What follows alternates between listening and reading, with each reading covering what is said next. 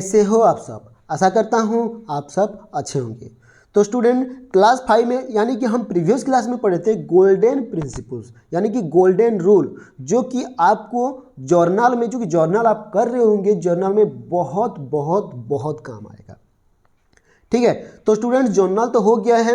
आज हम जो कि जर्नल का प्रिंसिपल्स हो चुका है, आज हम पढ़ेंगे क्या, आज हम पढ़ेंगे मॉडर्न अप्रोच यानी कि अमेरिकन अप्रोच। फिर पढ़ेंगे rules at a glance under modern approach, यानी कि ये एक रूल्स है जो कि मॉडर्न अप्रोच में आता है।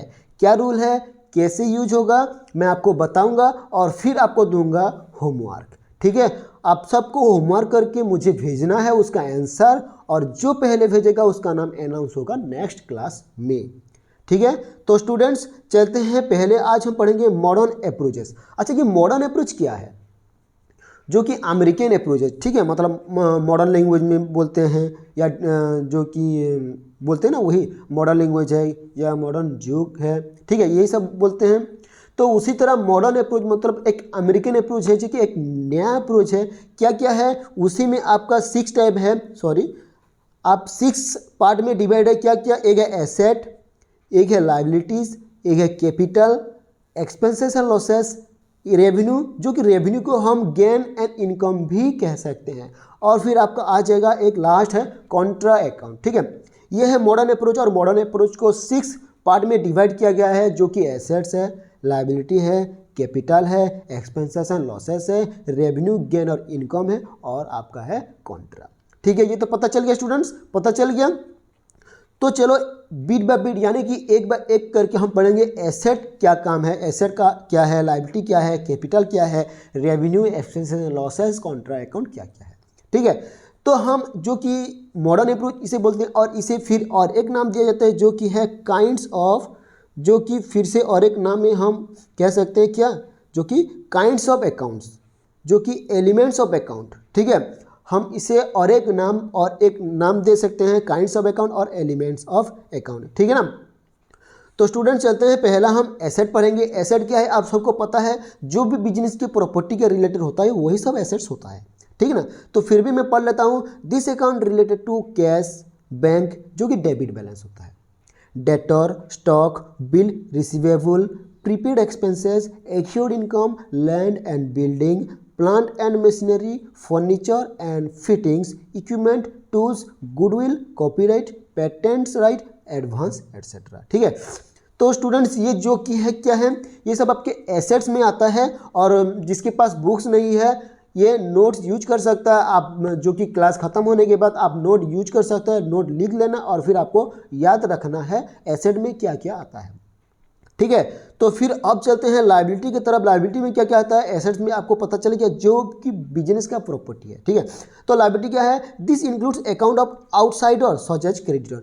ये लायबिलिटी जो कि है आउटसाइडर के लिए। ठीक है, आउटसाइडर है, जैसे कि क्रेडिटर होगा, बिल्स पेबल होगा, बोरोइंग होगा, बैंक लोन होगा, outstanding expenses, debenture, overdraft etcetera. ठीक है, तो बैंक ओवरड्राफ्ट यानी कि बैंक ड्राफ्ट आप सबको पता है, बैंक ड्राफ्ट जो कि हम पे करते हैं। ठीक है ना, बोरोइंग यानी कि कुछ अगर धार में लाए हैं, ठीक है, किसी का पैसा नहीं दे पा रहे हैं, यानी कि किसी का पैसा जो कि हमारे पास है, हम नहीं दिए हैं अभी तक, वही एक बोरोइंग होगा। ठीक है, एक लोन तौर पर, ठीक है, एक लोन की तौर पर होगा। ठीक है, ये पता चल गया लायबिलिटी क्या क्या है। तो अभी चलते हैं कैपिटल। आप सबको कैपिटल तो पता ही होगा। कैपिटल क्या है, जो हम कुछ यूज करते हैं, कुछ बिजनेस स्टार्टेड करने के लिए कुछ लगाते हैं। ठीक है, कुछ यूज करते हैं जो कि हम एक हिसाब से कह सकते हैं पूंजी। ठीक है, तो क्या कहा है कैपिटल ने, it related to capital account and drawing account. अच्छा, कैपिटल में जो भी है ना वही सब ड्रॉइंग और कैपिटल अकाउंट के रिलेटेड ही होता है। आपको पता चल गया स्टूडेंट, पता चल गया एसेट्स क्या है, लायबिलिटी क्या है, कैपिटल क्या क्या है, पता चल गया स्टूडेंट्स।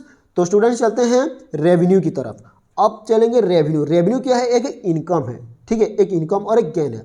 ठीक है, लेकिन यहाँ पे कुछ अलग होगा, हमें बताऊंगा कि कैसे इनकम हुआ, कैसे गेन हुआ। बैड डेप्ट रिकवर, ये बैड डेप्ट क्या है, बैड डेप्ट क्या है, जैसे कि मैं आपको बताया था, बैड डेप्ट जो कि किसी का पैसा है और हम मान लेते हैं कि उसका पैसा कभी भी हमारे पास नहीं आएगा, यानी कि वो जो आपका पैसा लगा है, जो कि आपका पैसा लिया था, कभी भी आपको नहीं देगा, तो उसी को हम बैड डेब्ट बोलेंगे। लेकिन सडनली क्या होता है, वो आके खुद आपको पैसा दे देता है, तो हो गया एक क्या हो गया, हो गया एक बैड डेब्ट रिकवर्ड अकाउंट। ठीक है, पता चल गया बैड डेब्ट रिकवर्ड क्या है। तो इंटरेस्ट रिसिप्ट, आप सबको तो पता है इंटरेस्ट रिसिप्ट एक रेवेन्यू ही होगा। ठीक है, कहीं पे हम लगाए थे कुछ पैसे लगाए थे जो कि इंटरेस्ट आया था, यानी कि रिसिप्ट हुआ, इंटरेस्ट रिसिप्ट के रजिस्ट्री भी करेंगे ना, तो ये रहा आपका इंटरेस्ट रिसिप्ट। फिर आ गया आपका कमीशन रिसिप्ट। कमीशन कुछ जैसे कि दलाली काम करते हैं, दोनों साइड से कुछ कुछ कमीशन मिलता है, जो कि कमीशन हम रिसिप्ट करते हैं, यानी कि रख लेते हैं, वही होगा ना आपका कमीशन रिसिप्ट। सेल्स, हम अगर कुछ भी बेचते हैं तो हमारा इनकम होता है या लॉस होता है, ऑब्वियसली इनकम होगा, तो वही रेवेन्यू में ही जाएगा। ठीक है, पता चल गया। फिर आ जाते हैं आपका रेंट रिसिप्ट। हम घर भाड़े पे दिए हैं, यानी कि रेंट पे दिए हैं, कोई रह रहा है, ठीक है, बाहर से आके रह रहे हैं, तो कुछ तो मंथली हमें देंगे उनके तरफ से, तो जो देंगे वही हो गया आपका rent receipt. Dividend receipt, dividend भी एक तरह का इंटरेस्ट रिसिप्ट है। ठीक है, डिविडेंड भी आपका एक तरह का इंटरेस्ट रिसिप्ट है। जैसे कि हम शेयर मार्केट में कुछ यूज करते हैं, यानी कि कुछ लगाते हैं, कुछ पैसे इन्वेस्ट करते हैं, जो भी आता है वही डिविडेंड हो जाता है, यानी कि डिविडेंड हम रिसीव करते हैं, कुछ कुछ इंटरेस्ट रिसीव करते हैं, तो वही हो जाता है डिविडेंड रिसिप्ट। पता चल गया रेवेन्यू क्या है, एसेट्स क्या है, लायबिलिटी क्या है, कैपिटल क्या है, रेवेन्यू क्या है। स्टूडेंट्स, जिसको भी जो कुछ भी पता नहीं चलेगा, आप मुझे कमेंट क्या करना व्हाट्सएप ग्रुप में। व्हाट्सएप ग्रुप का जो कि लिंक है सभी वीडियो के डिस्क्रिप्शन में दिया जा रहा है, आप ज्वाइन होकर वहाँ पे आप पूछ सकते हो कि सर मेरा ये डाउट है, मैं आपका डाउट क्लियर करूँगा। ठीक है ना स्टूडेंट्स, तो चलते हैं अभी एक्सपेंसेस एंड लॉसेस। अच्छा, ये एक्सपेंसेस एंड लॉसेस क्या है? Example of expenses and losses are salary, जो कि कंपनी किसी को सैलरी दे रहा है तो कंपनी के अकाउंट से ही जाएगा, और कंपनी के अकाउंट से जा रहा है तो वो एक क्या हो गया, कंपनी के लिए एक्सपेंसेस हो गया। ठीक है, पता चल रहा है। तो अभी आ गया फिर से वेजेस, जो कि हम कुछ वेजेस दे रहे हैं लेबर्स को, हमारे अकाउंट से ही जाएगा नहीं, हमारे कंपनी के अकाउंट से जाएगा, कंपनी के अकाउंट से जा रहा है तो एक कंपनी के लिए क्या हो गया, एक्सपेंसेस हो गया। कैरेज, गाड़ी भाड़ा, ठीक है, कैरेज यानी कि गाड़ी भाड़ा, कैरेज काटेज, जो कि भाड़ा में हम अगर जैसे कि कुछ लाए सामान तो हमें भाड़ा ही देना पड़ेगा, भाड़ा देना पड़ेगा ना, नहीं देना पड़ेगा, तो जो देंगे भाड़ा वो कंपनी के ही अकाउंट से जाएगा, थोड़ी ना हम अपने जेब से निकालेंगे, ये ले भाई आपका भाड़ा ले ले, ऐसा तो नहीं हो सकता, कंपनी ही भाड़ा देगा, तो उसके लिए एक क्या हो गया, उसके लिए हो गया एक कैरेज, यानी कि एक एक्सपेंसेस। पोटेज, जो कि है पोस्टल के थ्रू यूज होता है। ठीक है, मान लेते हैं हम कुछ भेजे, ठीक है, मान लो कि मैं कुछ कोरियर के थ्रू भेजा तो हो जाएगा पोटेज। तो कुछ भेजे तो कुछ तो लगेगा ना अमाउंट, जो सेंड करने के लिए मतलब कुछ चार्जेस लिया जाता है अमाउंट डिलीवरी करने के लिए, तो वही हो गया आपका क्या, पोटेज। स्टेशनरी जो कि आपका जैसे कि पेपर, पेन, पेंसिल्स, ये सब हो गया, मतलब छोटा छोटा जो कि सामान है जो खरीदते हैं वही एक स्टेशनरी है। ठीक है ना, यही आपका एक्सपेंसेस है। फिर आ गया आपका एडवर्टाइजमेंट, कुछ प्रोडक्ट के लिए हम एडवर्टाइजमेंट करते हैं, पेपर में ऐड दे देते हैं, ठीक है, अनाउंस करते हैं, तो जो अनाउंस कर रहे हैं, पेपर में ऐड दे रहे हैं, टीवी में ऐड दे रहे हैं, तो कुछ तो खर्चा हो रहा होगा हमारा, यानी कि कंपनी कुछ तो खर्चा किएगा, तभी तो उसका प्रॉफिट होगा या गेन होगा, मतलब प्रोडक्ट के हिसाब से चलेगा। ठीक है, तो वही हो गया आपका क्या, एडवर्टाइजमेंट। फिर आ गया आपका रेंट क्या है, जैसे कि कंपनी कोई लैंड खरीदा है, यानी कि कोई भी रेंट मतलब ऐसी तरह खरीद नहीं सकता, लीज में ले सकता है। ठीक है, लीज में गवर्नमेंट से क्या करेगा, लीज में लेगा, लीज में लेके कंपनी बनाया है तो हर महीने या हर साल जो भी उसका डील हुआ होगा, गवर्नमेंट को क्या करेगा, उतना रेंट देगा, जितना अमाउंट में हुआ होगा डील उतना अमाउंट देगा। तो उसका कंपनी के अकाउंट से ही गया, कंपनी के अकाउंट से गया, यानी कि कंपनी के लिए एक एक्सपेंसेस और लॉसेस होगा। ठीक है, अब आपका आ जाता है बैड डेप्ट। जैसे कि बैड डेप्ट क्या है, कंपनी से कोई एक डीलर आया जो कि 10 लाख का सामान लेके गया, ठीक है, और उसका अता पता ही नहीं है, मतलब उसका पता ही नहीं चल रहा कि कहाँ गया, पैसा भी नहीं दिया है और कहीं भाग गया है। तो जो भाग गया तो हम सोचेंगे क्या, आके मुझे पैसा देगा, वो नहीं देगा, जब कोई चुरा के ले जाता है तो कभी पैसा देता है क्या, रिटर्न आके नहीं देता है। तो उसी तरह जब नहीं देगा पैसा तो उसको क्या कहेंगे, बैड डेब्ट कहेंगे। उससे क्या कहेंगे, बैड डेब्ट। परचेज कर रहे हैं, मतलब कुछ परचेज कर रहे हैं तो सामान तो आ रहा है, सामान सही बात है, लेकिन हमारे हाथों से कुछ जा रहा है, यानी कि कंपनी के अकाउंट से कुछ अमाउंट तो जाएगा ना, तो वही कंपनी के लिए एक्सपेंसेस है। पता चल गया। फिर आपका loss on sales of assets lost by thief, ठीक है, जो कि सेल्स या कुछ एसेट्स जो हमको बेच रहे थे कुछ खराब हो गया तो कंपनी के लिए लॉस हो गया। लेकिन जो लॉस्ट बाय थीफ, कोई चुरा ले गया, ठीक है, कुछ गड़बड़ हो गया, कुछ लॉस्ट हो गया, आग में लग गया, ये सब जो होता है ना, वही सब कंपनी के लिए क्या होता है, लॉसेस होता है। ठीक है, कंपनी के लिए इनकम नहीं होता, कंपनी के लिए एक लॉसेस होता है। ठीक है, कंपनी बियर करता है वही सब लॉस। ठीक है, पता चल गया। तो अब आ जाता है कॉन्ट्रा अकाउंट। ये कॉन्ट्रा अकाउंट है ही क्या, चलो देख लेते हैं। प्रोविजन फॉर बैड डेब्ट। अच्छा, हमें तो बैड डेब्ट पता है, हम अभी बैड डेब्ट आपको बताया कि बैड डेब्ट क्या है, लेकिन प्रोविजन फॉर बैड डेब्ट क्या है। मान लीजिए कि कंपनी एक है, एक साल में उसका 10,000 डूब गया, यानी कि बैड डेब्ट। लेकिन फिर पता चल रहा है कि फिर कुछ डूबने वाला है, तो वही हो गया प्रोविजन फॉर बैड डेब्ट। ठीक है, एक तो डूबा पहले साल में, जो कि पहले ईयर में कुछ डूबने वाला था, लेकिन फिर सेकेंड ईयर में पता चला है कि फिर डूबने वाला है, तो ये प्रोविजन फॉर बैड डेब्ट होगा और ये बैड डेब्ट होगा। पता चल गया, अभी पता चल गया, बहुत बढ़िया। फिर क्या आपका provision for discount on debtor, जो कि हम डिस्काउंट दे रहे हैं फिर भी कुछ कुछ डिस्काउंट दे रहे हैं, वही आपका provision for discount on debtor होगा। ठीक है, प्रोविजन फॉर डेप्रिसिएशन, जैसे कि डेप्रिसिएशन करते जा रहा है, यानी कि घटते जाता है ना डेप्रिसिएशन, जो कि एक एसेट का डेप्रिसिएशन, एसेट का डेप्रिसिएशन 1000 है, फिर 200 कट गया, फिर 200 कट गया, फिर 200, ऐसे तो घटते जाता है उसका अमाउंट, तो वही क्या हो जाता है, वही हो जाता है आपका प्रोविजन फॉर डेप्रिसिएशन। पता चल गया। अभी आ जाते हैं सेल्स रिटर्न। सेल्स में जो कि कुछ रिटर्न होता है, कुछ नहीं होता है। जो रिटर्न होगा बहुत बढ़िया है, कॉन्ट्रा अकाउंट में ऐड हो जाएगा। जो रिटर्न नहीं होगा कंपनी के लिए तो लॉस हो जाएगा। पता चल गया, बहुत बढ़िया। अब आ जाते हैं परचेज रिटर्न की तरफ। कोई परचेज किया, ठीक है, मान लो कि हम परचेज किए और कुछ गड़बड़ी हो गया, मतलब कुछ प्रॉब्लम हो गया, कुछ शॉर्टेज हो गया, तो क्या किया, हम रिटर्न कर दिए, तो वही तो परचेज हुआ ना। सेल्स रिटर्न, जैसे कि सेल्स कोई हमसे खरीद के ले गया, कुछ प्रॉब्लम था या कुछ और था, हो आया, वो कस्टमर आया, भाई मुझे ये नहीं लेना है, आप रिटर्न कर लिए। ठीक है, तो रिटर्न कर लिया, तो रिटर्न करेगा तो क्या होगा, कॉन्ट्रा अकाउंट में ऐड हो जाए, यानी कि रिटर्न हो गया। पता चल गया ना, बहुत बढ़िया स्टूडेंट्स। जिसको भी आप यही सब 6 पॉइंट जो कि आप सबको पता नहीं चल गया, अगर पता चला तो एक लाइक कर देना। अगर किसी को भी कहीं पे भी डाउट है तो क्या करना, आप कमेंट करना। ठीक है स्टूडेंट्स, मैं सभी का रिप्लाई देता हूँ, सभी का डाउट क्लियर करने यहाँ पे मैं आया हूँ, आप सबका डाउट क्लियर करूँगा। बिट सिंगल बिट भी कुछ भी डाउट हो तो आप मुझे पूछ सकते हो। ठीक है स्टूडेंट्स, पता चल गया स्टूडेंट्स। तो काइंड ऑफ अकाउंट्स या कि एलिमेंट ऑफ अकाउंट क्या क्या है, एसेट्स है, लायबिलिटी है, कैपिटल है, रेवेन्यू है, एक्सपेंसेस एंड लॉसेस है, और ये आपका लास्ट है कॉन्ट्रा अकाउंट। ये पता चल गया, वेरी गुड। अब आ जाते हैं और एक नया ट्रिक पे, जो कि आपका है रूल ऑफ मॉडर्न अप्रोच।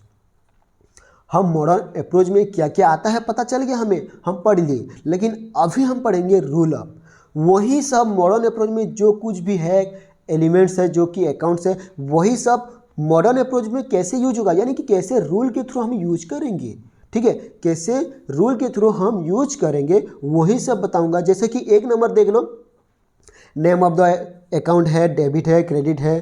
ठीक है, तो एक नंबर में क्या है, एक नंबर क्या है, जैसे कि एसेट अकाउंट। अगर एसेट अकाउंट इंक्रीज हो रहा है, अगर एसेट अकाउंट इंक्रीज हो रहा है तो डेबिट होगा, अगर डिक्रीज हो रहा है तो क्रेडिट होगा। ये पता चल रहा है ना, ये पता चल रहा है। अगर एसेट अकाउंट इंक्रीज होगा तो डेबिट होगा, लेकिन जब डिक्रीज हो जाएगा तो क्रेडिट होगा। ये पता चल गया, वेरी गुड। अब सेकंड नंबर पे आ जाते हैं लायबिलिटी अकाउंट। लायबिलिटी अकाउंट तो पूरी तरीक़ा से उल्टा हो जाएगा। जब डिक्रीज हो रहा है लायबिलिटी, कुछ भी लायबिलिटी, जो भी लायबिलिटी है, जो कि आपको बताया कि लायबिलिटी क्या क्या है, outsider such as creditor, bills payable, borrowing, bank loan, outstanding expenses, debenture, overdraft. अगर ये लायबिलिटी डिक्रीज हो रहा है, ठीक है, यानी कि कम होते जा रहा है, तो क्या होगा, डेबिट होगा। लेकिन जब लायबिलिटी इंक्रीज होते जाएगा तो क्या होगा, क्रेडिट हो जाएगा। ये पता चल रहा है? Very good students. ऐसे ही ध्यान से पढ़ाई करते रहना और मेहनत करते रहना, कभी तो आप फ्यूचर में सक्सेस होंगे, ठीक है ना। तो चलते हैं 3 नंबर की तरफ। 3 नंबर क्या है? कैपिटल। 3 नंबर क्या है? कैपिटल। जब कैपिटल डिक्रीज हो रहा है, जब कैपिटल डिक्रीज हो रहा है तो आपका डेबिट होगा, लेकिन जब कैपिटल इंक्रीज होगा तो आपका क्रेडिट होगा। पता चल गया? पता चल गया। अब आ जाता है रेवेन्यू की तरफ। अब आ जाता है रेवेन्यू, जो कि इनकम है, आपको पता चल रहा है। जब रेवेन्यू कम हो रहा है, यानी कि जब रेवेन्यू डिक्रीज हो रहा है तो डेबिट होगा, लेकिन जब रेवेन्यू इंक्रीज हो जाएगा, क्रेडिट हो जाएगा। पता चल रहा है? Very good students. थोड़ा पढ़ना चाहिए, 1 2 3 4 5 बार ऐसे पढ़ लेना तो याद हो जाएगा इजीली। नहीं तो प्रैक्टिस करके आपको पढ़ना है, प्रैक्टिस करके।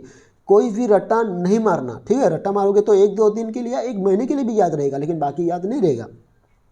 आपको बेसिक्स नॉलेज समझना है, समझ गए तो कुछ भी आपके लिए हार्ड नहीं है। तो आपका फिर से 5 नंबर आ गया expenses and losses. Expenses and losses, ठीक है। क्या है ये expenses and losses? Expenses and losses क्या है? जो कि एक्सपेंसेस एंड लॉसेस है, अगर कुछ एक्सपेंसेस और लॉसेस इंक्रीज हो रहा है तो क्या होगा? डेबिट हो जाएगा। अगर एक्सपेंसेस एंड लॉसेस डिक्रीज हो रहा है तो आपका क्रेडिट हो जाएगा। पता चल गया स्टूडेंट्स? पता चल गया, बहुत बढ़िया। फिर ऐसे जो कि आपका लास्ट पॉइंट है, जो कि प्रोविजन फॉर बैड डेब्ट एनी अदर प्रोविजन। जैसे कि आपको बताया कॉन्ट्रा अकाउंट्स, तो यहाँ पे मैं कॉन्ट्रा अकाउंट लिख सकता हूँ, तो यहाँ पे है प्रोविजन फॉर बैड डेब्ट, वही एक कॉन्ट्रा अकाउंट है। तो अगर कॉन्ट्रा अकाउंट में डिक्रीज होगा, अगर कॉन्ट्रा अकाउंट में डिक्रीज होगा तो डेबिट होगा, और कॉन्ट्रा अकाउंट में अगर इंक्रीज होगा तो क्रेडिट होगा। स्टूडेंट्स पता चल रहा है? स्टूडेंट्स पता चल रहा होगा आपको सबको? Very good. आपको पता चल रहा है ना? पता चलेगा तो तभी कुछ होगा। चलो मैं एग्जांपल दे दूंगा, चिंता मत करिए। ये तो हो गया आपका रूल ऑफ मॉडर्न अप्रोच। चलो आगे चलते हैं। आगे जो कि है कुछ नोट्स है, कुछ नोट्स है। जैसे कि कुछ नोट्स है, देख लेते हैं आपको नोट्स कैसे काम आता है। देखो पहला नोट्स क्या कहा है? As purchase return is a credit balance account. अभी ध्यान दीजिए, as purchase return is a credit balance account, ठीक है। जो कि परचेज रिटर्न होता है वही एक अकाउंट होता है जो कि क्रेडिट बैलेंस अकाउंट में जाएगा, ठीक है। तो any increase to it is credited. अगर कुछ भी इंक्रीज होगा तो क्रेडिट होगा। परचेज रिटर्न में बोल रहा हूँ, परचेज रिटर्न बोल रहा हूँ। And any decrease to it is debited, ठीक है। जब परचेज रिटर्न क्रेडिट बैलेंस में हो रहा है, ठीक है, जब परचेज रिटर्न क्रेडिट बैलेंस में होगा तो कुछ भी इंक्रीज होगा तो क्रेडिट होगा, कुछ भी डिक्रीज होगा तो डेबिट होगा। पता चल गया? Very good students. अभी आ जाते हैं सेकंड नंबर की तरफ। As sales return is a debit balance. As sales return is a debit balance. ये तो पता चल रहा है, जबकि परचेज रिटर्न एक क्रेडिट बैलेंस है तो सेल्स रिटर्न एक डेबिट बैलेंस है। ये पता चल रहा है। तो जब डेबिट बैलेंस इंक्रीज हो रहा है तो डेबिट होगा, जब डेबिट बैलेंस डिक्रीज हो रहा है तो क्रेडिट होगा। ये पता चल गया? ये पता चल गया। आप सबको 1 2 3 बार पढ़ना है, पढ़ने के बाद आप सबका क्लियर हो जाएगा। अच्छा, यहाँ पे एक मैं होमवर्क दे रहा हूँ, जो आप सबको पता है कि इलस्ट्रेशन 1 और इलस्ट्रेशन 2। इलस्ट्रेशन 1 में जो कि रूल ऑफ मॉडर्न अप्रोच काम आएगा, और इलस्ट्रेशन 1 में जो है आपको रियल अकाउंट है या पर्सनल अकाउंट है, यही सब आपको चूज करना है। जैसे कि मान लीजिए कि कैश किस अकाउंट में आएगा? रियल अकाउंट में आएगा, तो ये रियल अकाउंट ऐसे लिखना है, ठीक है।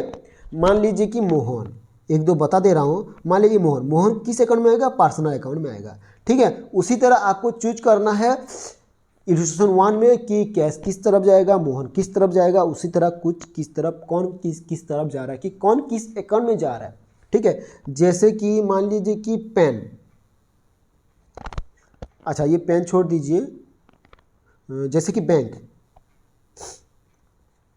अच्छा ये बैंक, जैसे मान लेते हैं बैंक छोड़ देती है, नहीं तो थोड़ा इजी वाला ले लेते हैं, जैसे कि हो गया राम,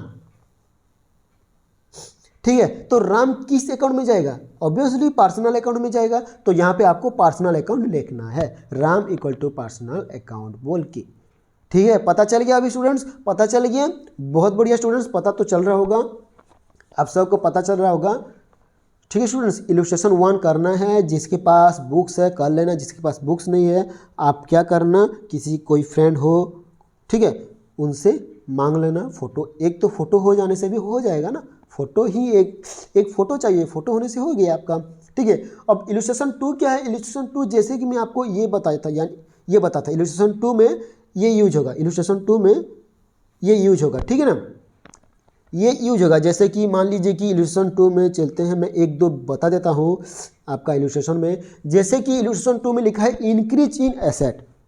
ठीक है, इंक्रीज इन एसेट, इलस्ट्रेशन 2 में इंक्रीज इन एसेट हो रहा है, तो क्या होगा? इंक्रीज इन एसेट्स हो रहा है तो इंक्रीज इन एसेट होगा तो क्या होगा? डेबिट होगा।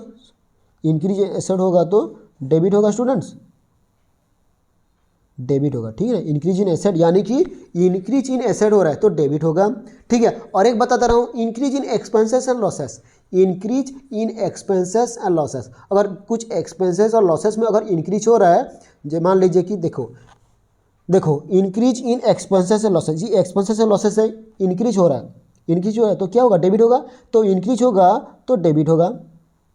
ठीक है, डिक्रीज होगा तो क्रेडिट होगा। वैसे इंक्रीज इन एसेट, वैसे इंक्रीज इन एसेट, एसेट में इंक्रीज हो रहा है तो क्या होगा? डेबिट हो रहा है कि नहीं? डेबिट हो रहा है ना, बढ़िया, ऐसे डेबिट होगा। ऐसे ही आपको यूज करना है और लिखना है। आपको इलस्ट्रेशन में जो कि लिख दिया होगा कि ऐसे ऐसे ऐसे, जैसे कि मैं एक दो पढ़ लिया, increase in asset, increase in expenses losses, decrease in assets, decrease in liability, ऐसे लिखा होगा। तो आपको सिर्फ ध्यान में देखना है कि किस अकाउंट में जा रहा है और उस अकाउंट में जाएगा। जैसे कि मान लीजिए इंक्रीज इन एसेट, तो एसेट अकाउंट में गया, एसेट अकाउंट में गया तो एसेट में क्या हो रहा है? इंक्रीज हो रहा है कि डिक्रीज हो रहा है? अगर इंक्रीज होगा तो इंक्रीज के हिसाब से देख लेना कि डेबिट होगा।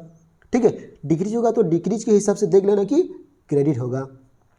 पता चल गया ना स्टूडेंट्स, आप सबको पता चल गया ना? बहुत बढ़िया स्टूडेंट्स, और बहुत बहुत थैंक यू स्टूडेंट्स। आप मुझे ऐसे ही सपोर्ट करते रहे ना, और कुछ भी डाउट हो आप कमेंट करना, या तो व्हाट्सएप ग्रुप का लिंक भी दिया गया है, आप ज्वाइन हो जाना वहाँ पे, और हाँ ज्वाइन होकर आप क्वेश्चन भी पूछ सकते हो। और स्टूडेंट्स, मैथ हर क्लास में, जो कि मैथ क्लास है, हर क्लास में कुछ क्वेश्चन दिया जाता है, जो भी क्वेश्चन पहले सेकंड थर्ड जो कि क्वेश्चन मुझे करके भेजेगा, मैं उसका नाम अनाउंस करूंगा। ठीक है, मैं उसका नाम क्या करूंगा? अनाउंस करूंगा। और हाँ, एक्सरसाइज 1A से लेके एक्सरसाइज 1B तक उसी में से मैं आपका डाउट, मतलब उसी में से मैं क्वेश्चन दे रहा हूँ जो आप सबको पता है। ठीक है स्टूडेंट्स, और कुछ भी डाउट हो आप मुझे कमेंट करना, और व्हाट्सएप ग्रुप में ज्वाइन हो के आप मुझे पूछ सकते हो। तो स्टूडेंट्स, मिलते हैं नेक्स्ट क्लास में।